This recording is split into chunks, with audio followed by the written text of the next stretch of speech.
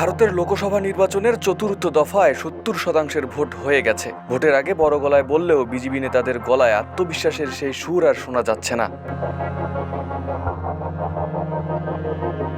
অন্যদিকে রাহুল গান্ধী, অরবিন্দ কেজরিওয়াল বা মমতা ব্যানার্জির মতো বিরোধী নেতা নেত্রীরা রোজই তাদের আক্রমণের সুর চড়াচ্ছেন। বিজেপি কোনো ক্রমে ২০০ পেরোবে বা ২০০ও নিচে নেমে যাবে তাদের আসন, এ জাতীয় হুঙ্কারও দিতে শুরু করেছেন তারা। নরেন্দ্র মোদীর গত ১০ বছরের শাসনকাল, যেটাকে ভারতের মোদি ডিটেক্ট বলে ডাকা হচ্ছে, তারপর এবারে নির্বাচনে সেই লক্ষ্য পূরণেও কোনো চ্যালেঞ্জ আসতে পারে, মাত্র কয়েক সপ্তাহ আগেও বিজেপি নেতারা তা ভাবতেও পারেনি। অনেকটা সে কারণেই কিন্তু নরেন্দ্র মোদী জোটের জন্য একেবারে ৪০০+ লক্ষ্যমাত্রা বেঁধে দিয়েছিলেন, যাতে নিশানাটা অনেক উঁচু করে বেঁধে ফেলা যায়।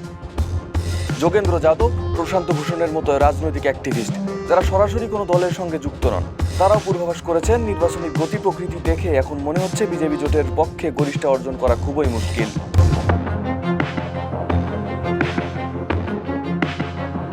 এরই মধ্যে গত সপ্তাহে ভারতের শেয়ার বাজারে যে আকস্মিক পতন লক্ষ্য করা গেছে, সেটাকে অনেকে রাজনৈতিক অনিশ্চয়তার প্রতিফলন বলেই ব্যাখ্যা করেছেন। কারণ শেয়ার বাজার সবচেয়ে ভয় পায় রাজনৈতিক অস্থিতিশীলতাকে। বিজেপি কোনো কারণে গরিষ্ঠতা না পেলে তা বাজারে অস্থিরতা ডেকে আনবে। এই আশঙ্কা থেকেই বোম্বে স্টক এক্সচেঞ্জ বা নিফটি দরপতন হয়েছে বলে বিশেষজ্ঞরা অনেকে মনে করছেন। এগুলোর অনেকটাই হয়তো জল্পনা বা তাত্ত্বিক আলোচনা, কিন্তু একটা জিনিস নিয়েও কোনো সন্দেহ নেই। মাস দুয়েক আগে তফসিল ঘোষণার সময়ও যে নির্বাচনকে ডান্ডিল বা ফলাফল তো যা নাই বলে ভাবা হচ্ছিল, হঠাৎ করেই ভারতের সেই নির্বাচনটা যেন একেবারেই ওপেন হয়ে গেছে।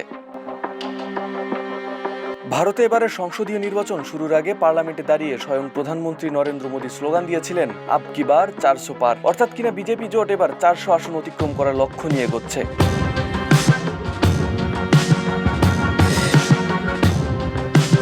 কিন্তু ভারতের ৭ দফার নির্বাচনে ৪ দফার ভোট গ্রহণ শেষ হয়ে যাওয়ার পর এখন বিজেপি নেতারা আর ৪০০-র কথা ভুলেও মুখে আনছেন না।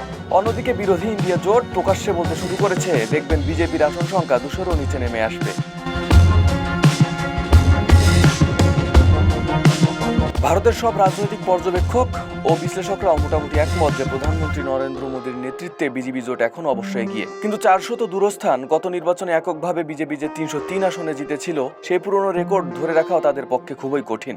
এমনকি পার্লামেন্টে সিম্পল মেজরিটি বা সাধারণ গরিষ্ঠতা পেতেও হয়তো তাদের বেগ পেতে হতে পারে বলে অনেকেই মনে করছেন।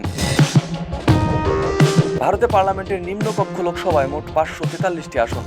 ফলে সাধারণ গরিষ্ঠতা পেতে হলে কোনো দল বা জোটের অন্তত ২৭২টি আসনে জেতাটা জরুরি। আরিফ হাসান, ঢাকা প্রকাশ।